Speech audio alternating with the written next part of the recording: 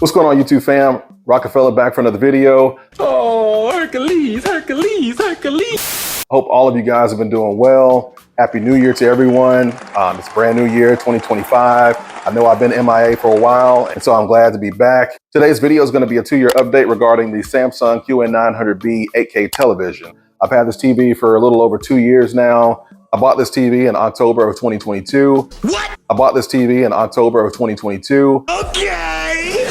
So today I'm going to talk to you about the build quality, movies, gaming, the updates, and do I even recommend 8K in 2025? I get right there, Kalai. I right now. Hey.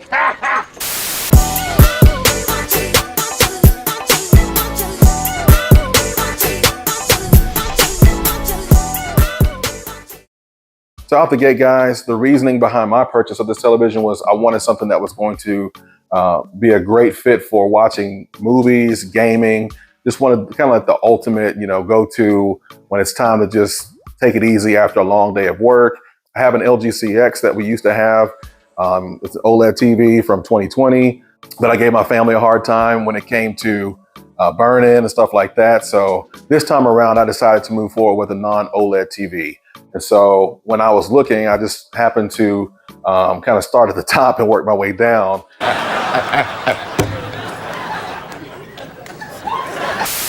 And I just decided to go for it. So this was in 2022, it was between this for me and the X95L from Sony. And I just went with this one because this one just had more features and the pop was there, the color was there.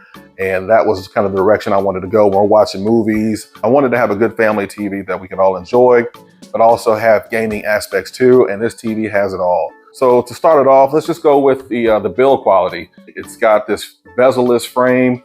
It's very thin. You can really put it close to the wall how you want it to be. The bezel-less frame does just give off this modern vibe that I like. That's my style. And so when I was looking at TVs, of course, you want the TV to fit your space. As beautiful as the TV is, and from a distance, you're just like wowed. Every time I sit down, I can't believe this is my TV. But at the same time, there are things that kind of irk me. So number one, at the bottom of the screen, if you look closely, you can see just a tiny sliver of what looks like light. So, You can see the sliver in the bottom left corner if you look closely. I can kind of, use my hand to just smooth it over, and you can't really see it anymore, but it's there. I noticed it, but over time, sometimes it'll just raise up and I can see the little sliver of light in the bottom left corner. And then also, when we're watching movies like Avatar, Way of Water, there's a grid that you can see in the color blue.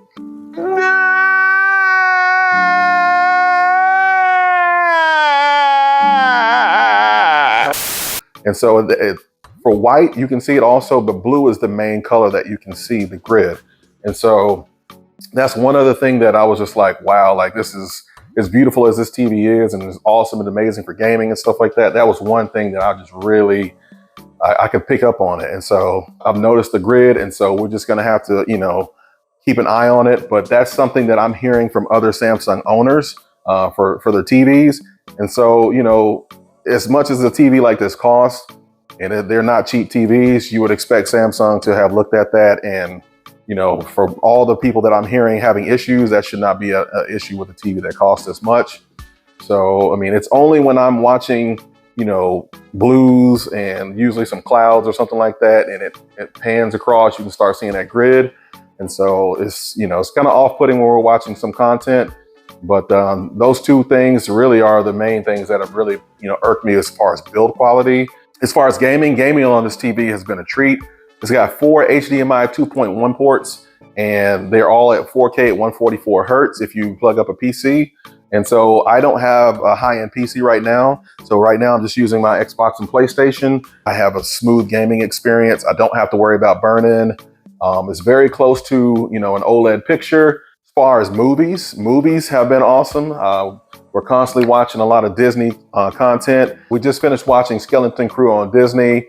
That was an awesome little series. I'm not a huge Star Wars fan, but I do really enjoy kind of like getting into the lore and all that stuff when it comes to Star Wars. So we were watching the Skeleton Crew, but just watching different movies, different shows. This thing has been awesome. I really can't fault it. We've been, very, very pleased with its output. It's not perfect. It's not OLED quality as far as like the blacks, the inky blacks that you get from OLED, but the pop that you get, that's kind of what I was going for. And then we don't have to worry about burn-in if we're watching, a show that has logos in the corners or the news or anything like that. It's been a really good experience, and that's what I was going for. I wanted to pay for an experience. TVs come a dime a dozen, but when you spend a lot of money on something, you want to have a good experience, right?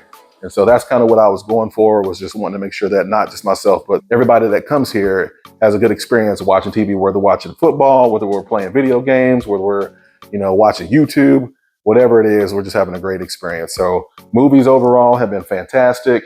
Overall, I just have to commend this TV for the output that it does give us as a family to enjoy and have a great experience. So regarding updates, that's something I wanted to touch on.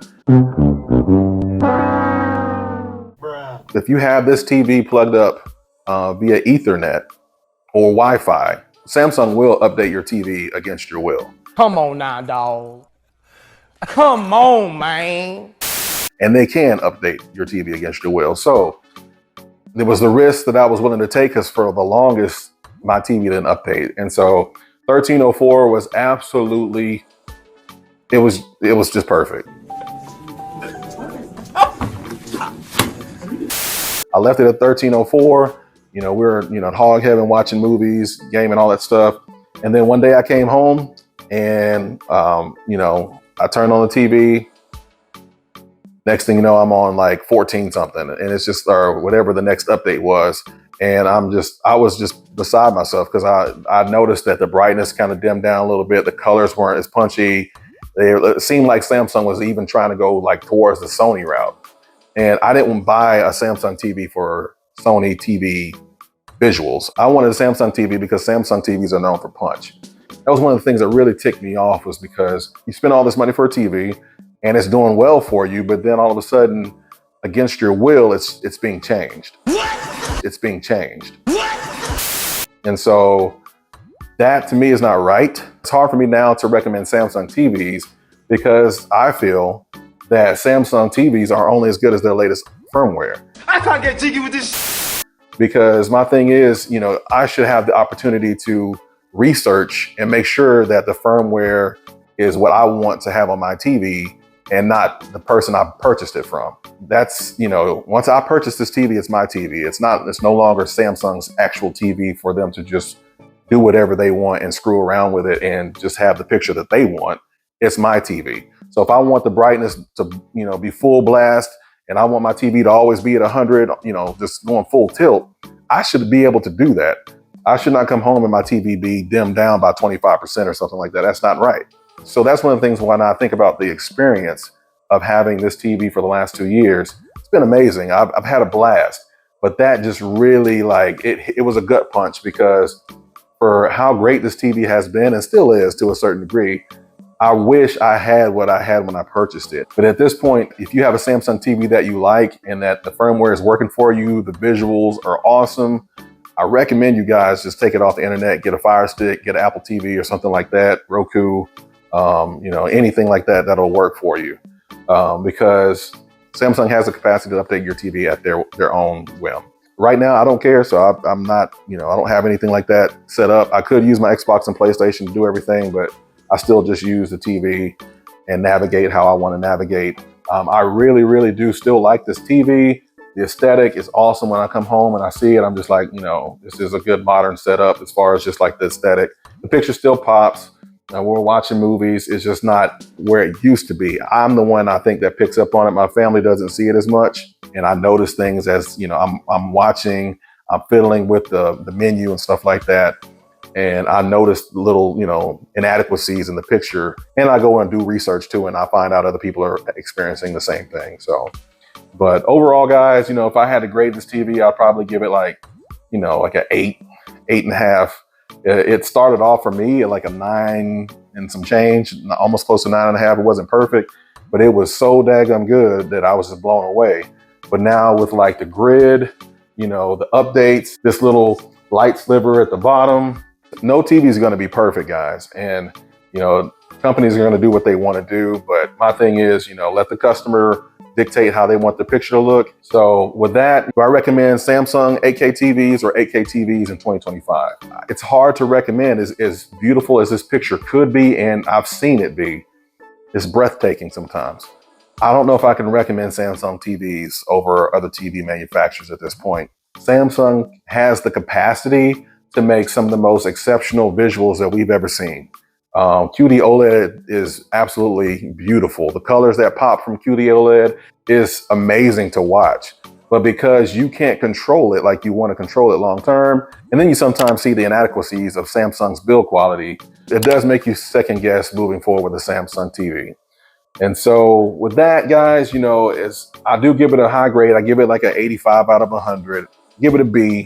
It started off as an A for me, but over time, just seeing some of the things that were, you know, the ball was dropped on, it's, you know, brought down my scoring. But, you know, it's still a beautiful looking TV. I don't think I've seen any other TV that has a bezel-less design like this out there. And so far, it's still working like it should. I'm not seeing any black screens or anything like that. I can't recommend, you know, Samsung 8K TVs. If you want to take the plunge, you know, go ahead. I think they still have the QN900D out there. But anyways, guys, that's just my thoughts. I want to just have a conversation with you guys about my experience with a very high-end TV. It's 2 years old, and I wanted to give you guys some insight on my experience for this long. You know, I've lived with it for a couple years, but I wanted to make sure you guys knew the truth about when you spend your money, what you're getting.